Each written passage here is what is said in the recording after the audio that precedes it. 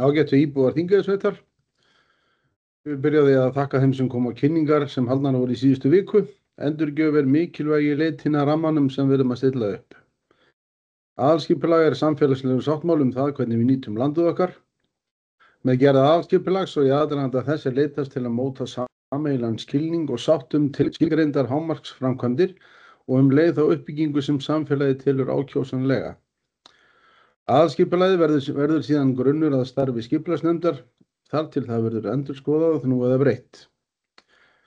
Leið og mikilvægt að hafa í huga að þær hugmyndir og áform sem eru umfram það sem tilgreindir í aðalskipulagi eru alls ekki sjálfkrafa útilokuð.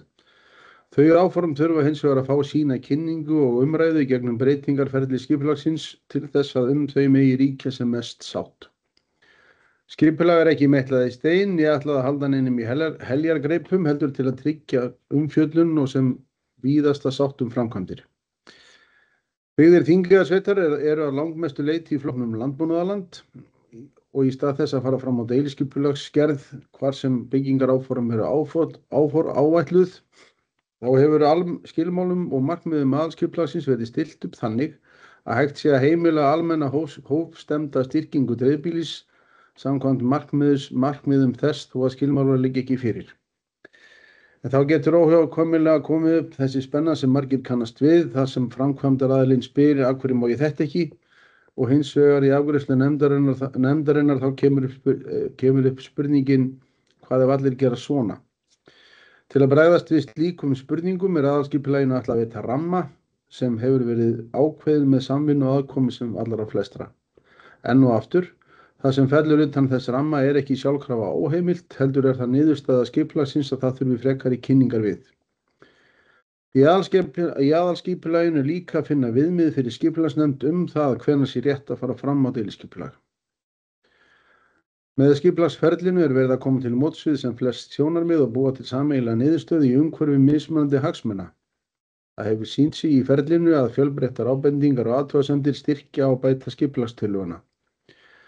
Kynningarferli sem hér fer fram síðasti hlutin af þessu samtali. Markmið þess að fá rýn í íbúa og hagsmunaaðila á þeirri tillögu sem hér sett fram. Ég vil hvetja fólk til að láta skipulagsmál ekki vaxa sér í augum heldur horfa til þeirra sem þess samfélagslega tækis sem það er. Ég vil þakka þeim sem hafa látið sig málið varða fram að þessu með þáttöku í undangengnu ferli og ég vil hvetja ykkur til að kynna ykkur vel framsetta tillögu og koma á framfæri þeim athugasemdum og ábendingum sem þið teljið ósvarað. Ég vil nota tækifærið og koma á framfæri þökkum til skipulagsráðgjafa og skipulagsfulltrúa núverandi og fyrrverandi sem og annars starfsfólks sveitarfélagsins sem að þessu hefur komið, sem og kærar þakkir fyrir mjög ánægjulegt samstarf í skipulagsnefnd. Takk fyrir.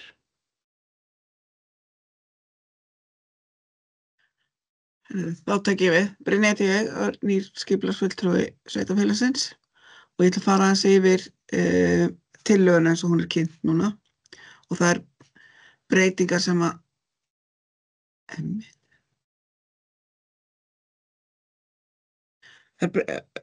orðið hafa á henni annars vegar frá gildandi skipulögum og hins vegar frá forkynningatillögu. En almennt aðalskipulag þá aðalskipulagið stefnumarkandi áætlun sveitarfélagsins framtíðarþróun byggðar og landnotkunar til næstu 12-20 ára. Og þar skilgreinum við hvernig við ætlum að flétta saman í heildstætt skipulag, landnotkun, samgöngur, þjónustu og náttúruvernd.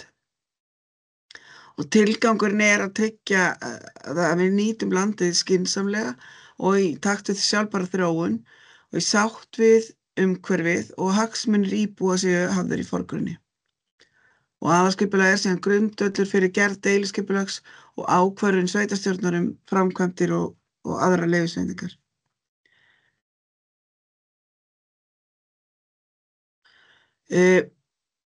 Þetta ferli sem að lýðræðislega kjörnir fulltrúar sjá og það þeirra að höggva á þegar ólíkir eða ósamræmanlegir hagsmunir koma fram.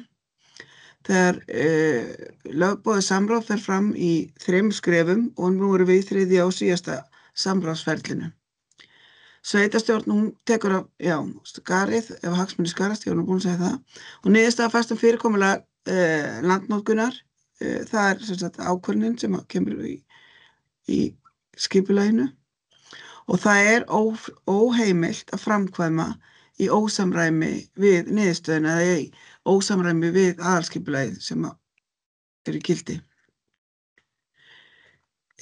Aðdragandi að þessu skipulagi hefur verið tiltölulega langur og fyrir sameiningu sveitarfélagana þá voru skipulagslýsingar auglýstar fyrir bæði sveitarfélögin árið 2020 og sveitarfélögin auglýsti síðan eftir tillögum og áformum landeigenda og tóku við þeim og ný skipulagsnefnd fékk afhent þær tillögur og fléttaði saman í vinnslutillögu gildandi skipulag og allar þær tillögur og áform landeigenda sem að safnað hafi verið og vinnslutillagan var síðan kynnt í desember 2023 og fram yfir áramótin 2024.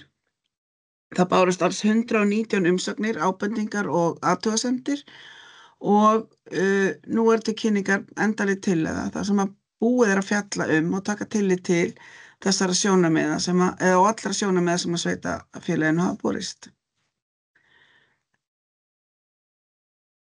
Sveitarfélagið stórt og þekur 12% af landinu og til hans og gögnin sem að halda utan þessa skipulagsgerð eru tiltölulega flókin.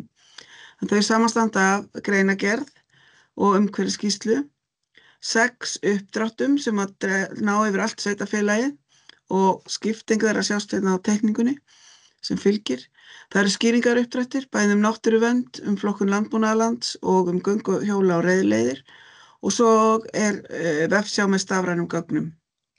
Og Árni fer nú betur aðeins yfir það eftir hvernig þessi gögn nýtast okkur. Og auk þess auglýst samhliða uppdráttur vegi í náttúru Íslands samkvæmt lögum náttúruvernd.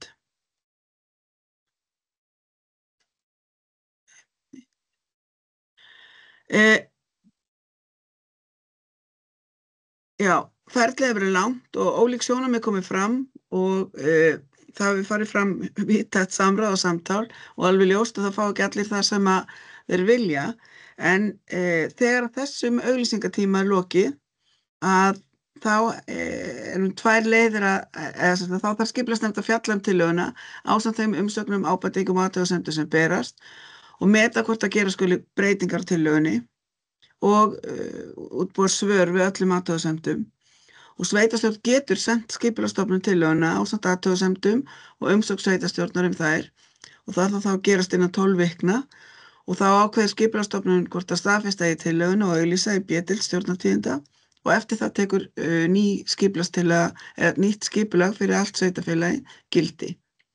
Hin leiðin að ef að sveitarstjórn ákveður að í takt við umsagnirnar og athugasemdirnar sem berast þá þurfa að breyta tillögunni í grundvallaratriðum þá þurfum við að auglýsa aftur og byrjum aftur á þessu skrefi auglýsingar og auglýsum bara nýjan leik. Skipulagin sett leiðarljós og leiðarljósi eru þau atriði sem að sveitarfélagið vill stefna að og allt sem að skipulagið inniheldur á að vera í samræmi við þessi leiðarljós og ef við ætlum að breyta skipulaginu síðan meir þá verðum við að horfa til þessara leiðarljósa og tryggja að þær breytingar falli að þessar meginstefnu. Og ég ætla að fá að lesa þessi leiðarljós. Það að Þingeyjarsveit verði eftirsótt í búsetu og vettvangur fjölbreyttrar atvinnustarfsemi í sátt við umhverfið, jafnt í dreifbýli sem í þéttbýli. Að byggð og starfsemi gangi ekki umfram nauðsyn á náttúru, menningarminjar, gott landbúnaðarland, víðerni og aðlaðandi ásýnd, jafnvægi verndar og nýtingar ásamt langtímasýn verði forsenda skynsamlegrar landnýtingar. Að byggð þróist í samfellu og góðum tengslum við byggð og innviði sem fyrir eru. Að ferðaþjónusta, orkuvinnsla og landbúnaður í fjölbreyttri mynd verði áfram megin atvinnuvegir í sveitarfélaginu ásamt nýsköpunar og fjölnýtingarverkefnum tengdum jarðhita. Íbúar hafa jafnframt tækifæri til þess að nýta aðrar auðlindir og gæði á sjálfbæran hátt og Þingeyjarsveit leggur svo sitt á mörkum í baráttu við hnattræn vandamál, svo sem með bindingu kolefnis, endurheimt vistkerfa, vinnslu endurnýtanlegrar orku og vernd fágætra tegunda. Og að íbúar njóti heilsusamlegs og öruggs umhverfis og hafi sem jafnastan og greiðastan aðgang að grunnþáttum búsetu, svo sem heilnæmi drykkjarvatni, þjónustu, fjarskiptum, samgöngum, upplýsingum og ákvarðanatöku.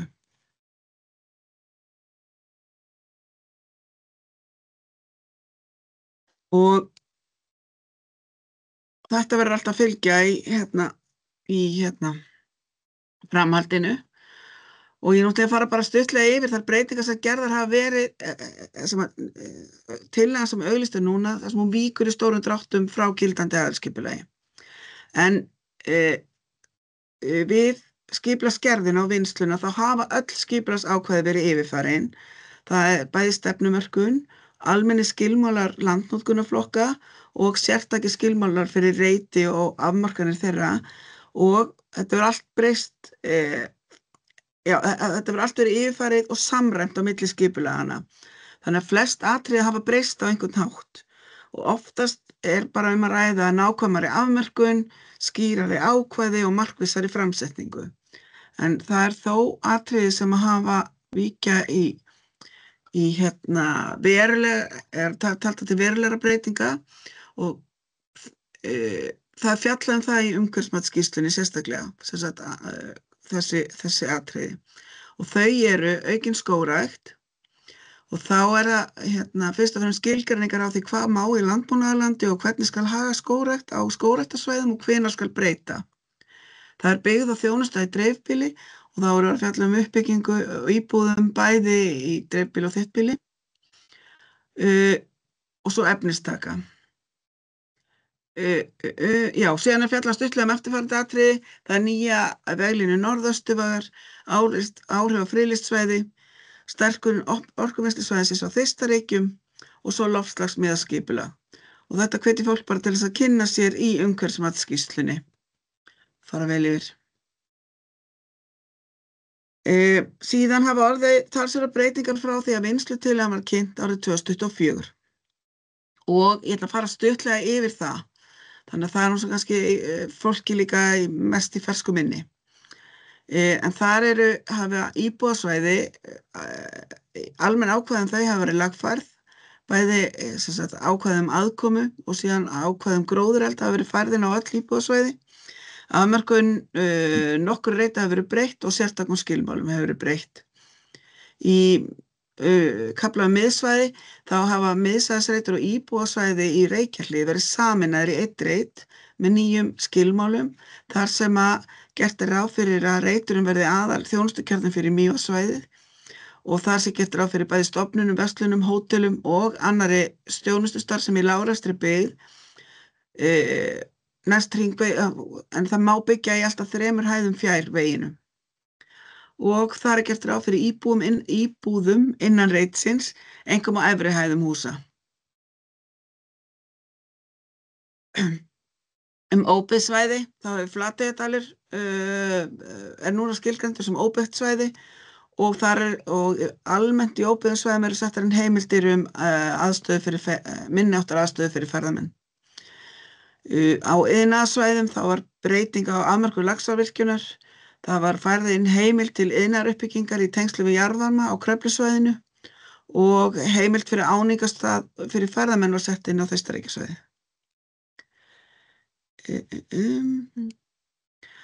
Og í landbúnaðarsvæði þá er megin breytingin sú að í kringum Mývatn var í vinnslutillögunni svæði innan við veg skilgreint sem opið svæði eða óbyggt svæði ekki. Og það er núna hefur það verið skilgreint sem landbúnaðarsvæði og er tvenns konar, annars vegar L651 sem er vatnsbakki Mývatns innan þjóðvegar og það er ekki gert ráð fyrir frekar uppbygging á því svæði. En L650 er bæjartorfurnar og túnin við Mývatn, þar sem er heimildar til uppbyggingar á bæjartorfunum, hafa verið rýmkaðar og færðar nær því formi sem að sem í núgildandi skipulagi. Og síðan var veglína fyrir Bárðardalsveg, hún var færð inn í skipulagið. Ég ætla aðeins að segja ykkur frá heimildum til uppbyggingar af því það kannski það sem að snertir flesta, að það er að setja markmið að auka svigrúm til að taka við fjölgun íbúa verði aukið og þeir hafi val staðsetningu bæði í þéttbýli og dreifbýli og til þess að gera það þá voru afmörkuð svæði í íbúðabyggð í 5 þéttbýliskjörnum og auk þess bætt við almennar heimildum fyrir íbúðir og landbúnaðarsvæðum og íbúðareitum í dreifbýli. Í skilmálum fyrir landbúnaðarland síðan kveðið á rýmri heimildir fyrir íbúðar og frístundahús og atvinnustarfsemi nálægt núverandi bæjartorfum. Og það gert á þennan hátt að á landbúnaðarsvæðum heimilt að vera með ýmsa uppbyggingu eða sveitarstjórn getur heimilað eftirfarandi á landbúnaðarsvæðum með skilyrðum og bara þannig að það sé tekið fram að ég fer ekki yfir öll þau skilyrði sem að sett það getur verið mismunandi eftir uppbyggingu.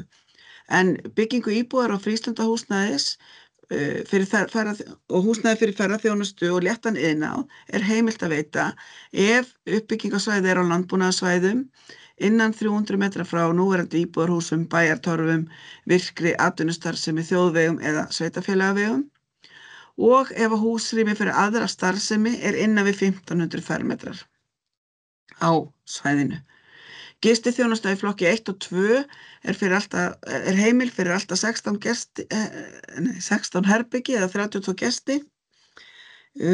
Það heimilt að byggja upp innviði sem þjóna búsetinu með minni áttar mannvirkjum, svo sem eins og mannvirki fyrir sorphirðu, vatnsöflun, veitu og fjarskiptakerfi og smávirkjanir, alltaf 200 kW.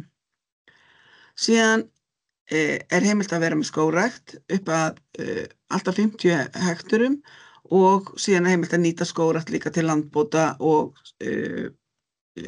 fægrunar. Já, á landbúnaðarsvæðum. Á íbúðarsvæðum þá gert ráð fyrir að núverandi þéttbýliskjarnar séu styrktir og nýjir íbúðareitar líka skilgreindir í dreifbýlinu. Og íbúðir fyrst og fremst gert ráð fyrir þeim í sérbýlishúsum, einbýlisrað og parhúsum. Og þá ætla ég að biðja hann Árna að fara aðeins, Árni Geirsson hjá Alta sem sagt ráðgjafi okkar í aðalskipulagsvinnunni og hefur fylgt verkefninu eftir frá upphafi. Og ég ætla að biðja hann að fara aðeins yfir hvernig við lesum úr gögnunum og hvernig við gerum athugasemdir. Þá ætla ég að hætta að deila. Nú tek ég við.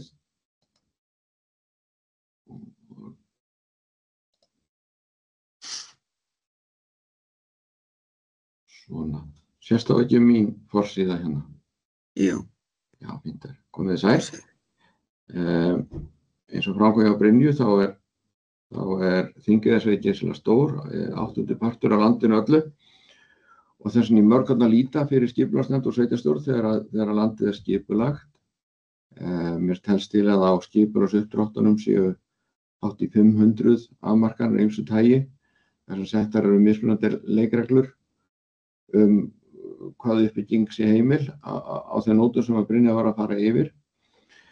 En vegna þess hvað þetta umfangsmikið alltaf mikilvægt að þetta sé skipulega framsett og reglubundið. Þannig ég ætla að fara aðeins yfir það hvernig þessi gögn eru byggð upp til þess að þið þá vonandi auðveldara með kynningu. Og það má segja að það séu kannski 2 meginleiðir til þess að fara í gegnum þessi gögn. Það annars vegar með það sjónarhorn í huga að kynna sér hver heildarmyndin og sjá síðan hvernig hún útfærist á ólíkum stöðum. Og hitt sjónarhornið gæti þá verið ef við viljum skoða tiltekinn stað og átta okkur að því hvaða leikreglur gilda hann, til dæmis staður þar sem að við eigum heima eða störfum.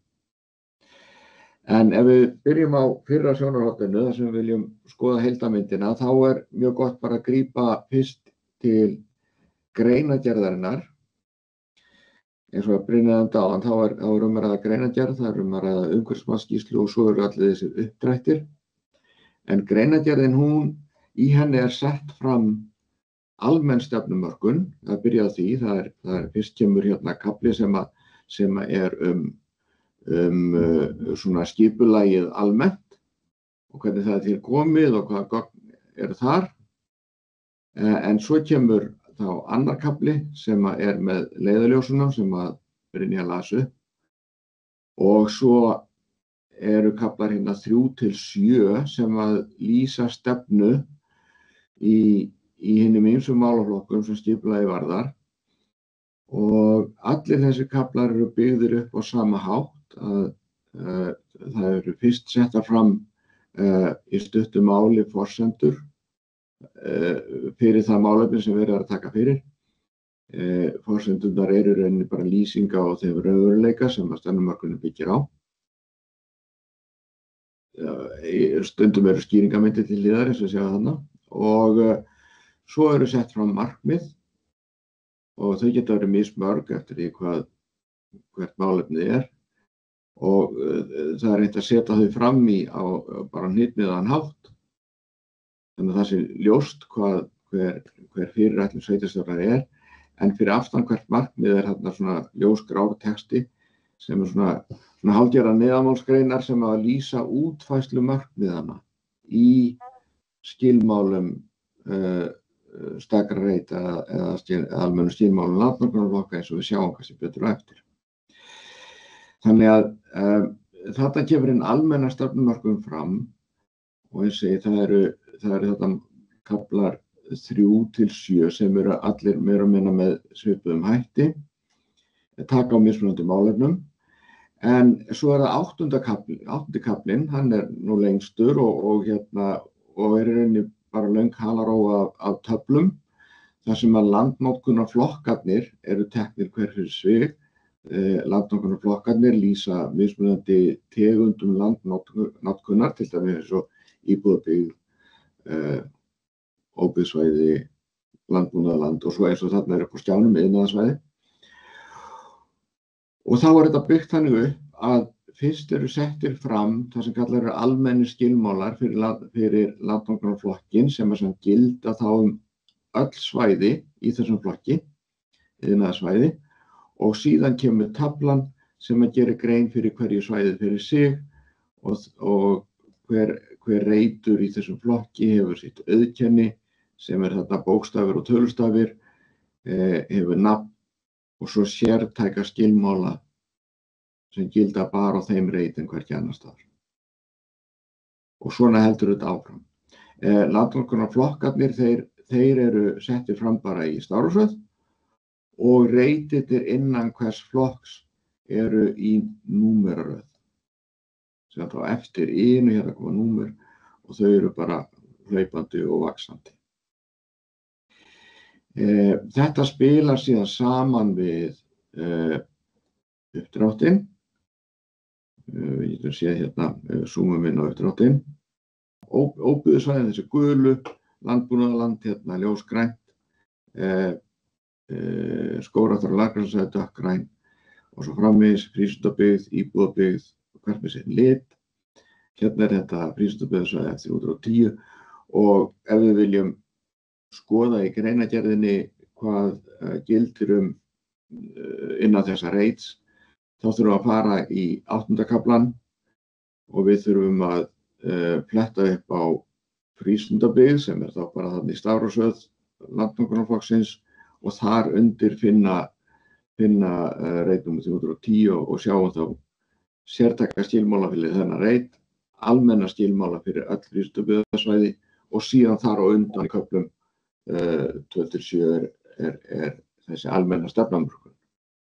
Allt gildir þetta og allt er þetta þeirra náttúru að ef sótt byggingarleyfi til byggingarfulltrúa þá þarf hann að ganga úr skuggum það að það sem að sótt að það stangist ekki á neitt við neitt að þessu, hvorki sértæka skilmála, almenna skilmála landnótkunarflokksins, né heldur stefnumörkunin í heild.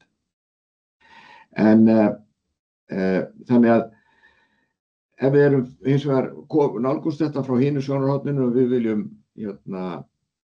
viljum skoða hvað gildir á hverjum stað, þá sem farið þessi leið sem ég var að nefna. Við kannski búum á þessu íbúðasvæði, íbúð 310, förum þá aftan frá, byrjum í 8. kaflanum, finnum flokkinn, númerið og vinnum okkur þannig tilbaka. Þannig eru þessi tvö sjónarhorn, að byrja á almennu stefnumörkun og vinna sig niður, eða byrja á tilteknum stað og vinna sig tilbaka. En það sem nú kannski þægilegasta leiðin til að kynna sér þetta allt saman, það er að fara í vefsjána sem vísað á í gögnunum, einfaldlega vegna þess að hún er handhæg. Við skulum samt áður en við förum í vefsjána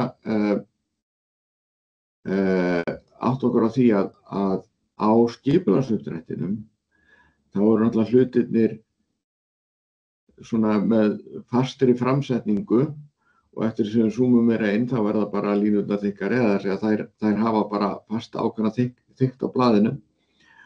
Og við megum í sjálfu sér ekki leggja þrengri merkingu eða nákvæmari merkingu í það hvernig þessar línur eru dregnar, heldur en það sem að blað eða prentunin á blaðinu býður upp á. Þannig að hér hefur línan ákveðna þykkt og í þessum skala þó að þessi lína sé grönn á blaðinu þá geta þetta verið 10 metra á landinu og þar með nákvæmnin, svona hinn lögformlega nákvæmni ekki meiri heldur en það. En ef við förum síðan aftur í vefsjána þá getum við zoomað inn á sama stað og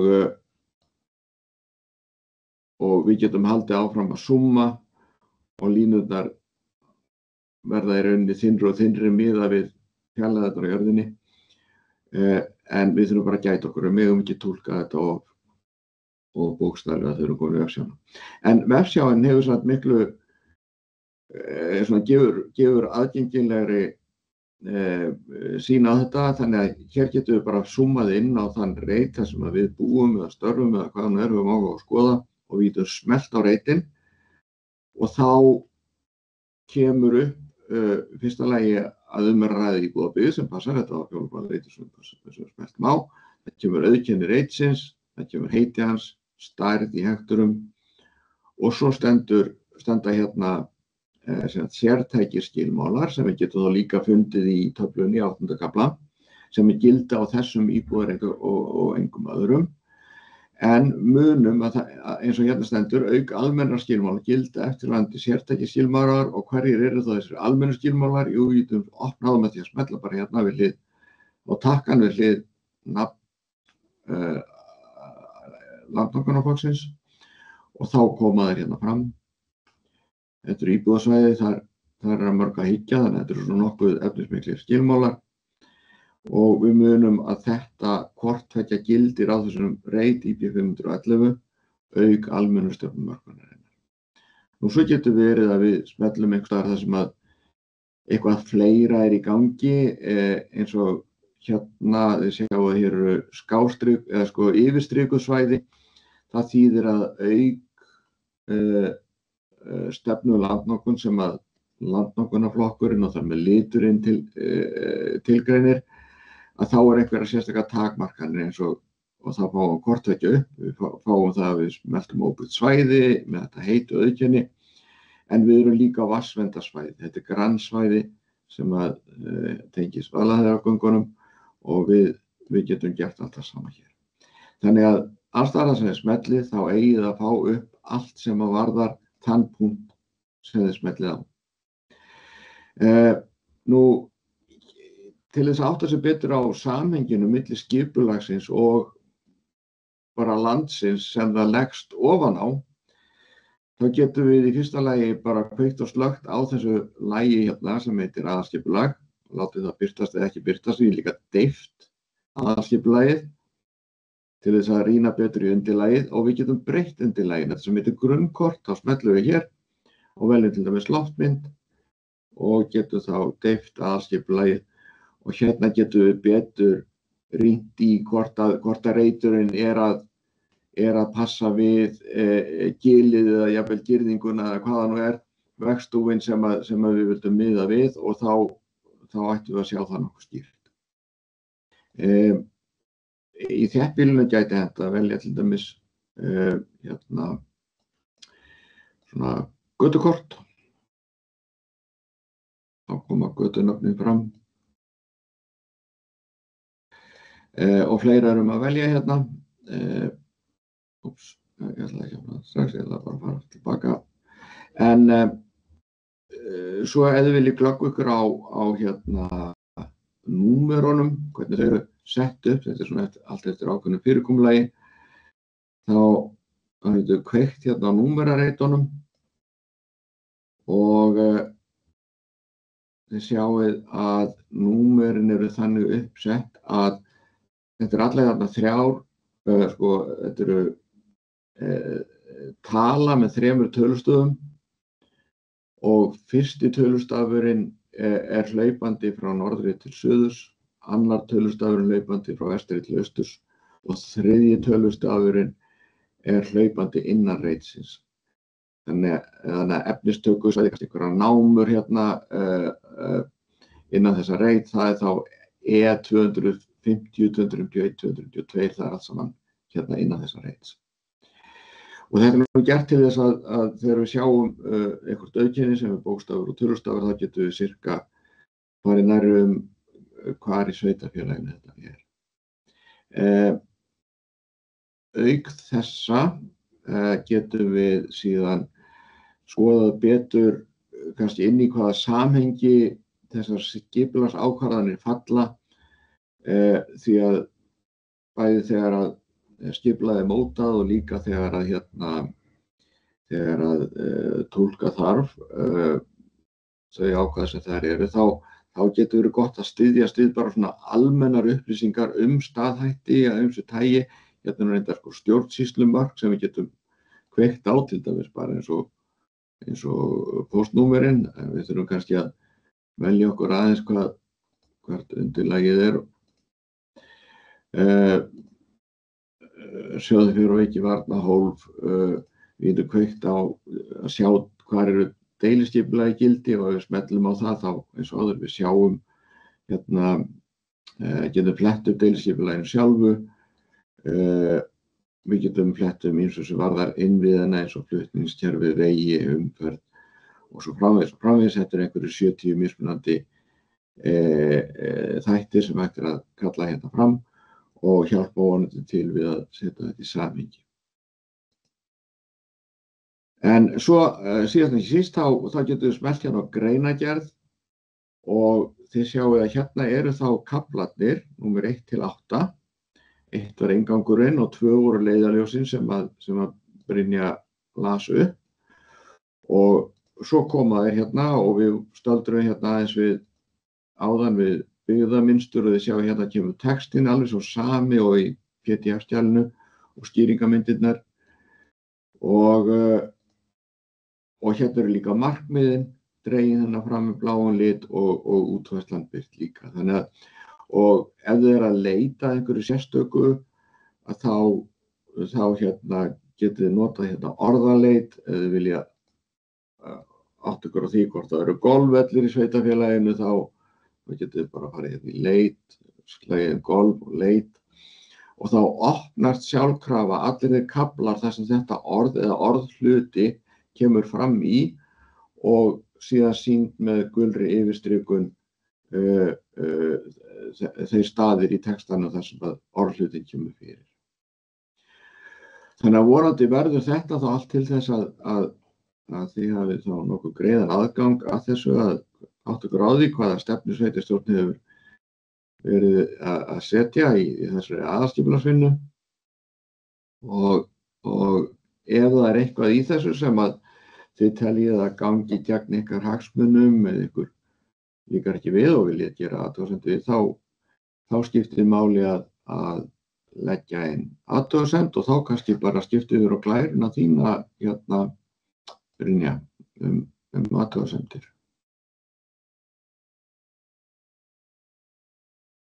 Það var slökkt á talinu þær.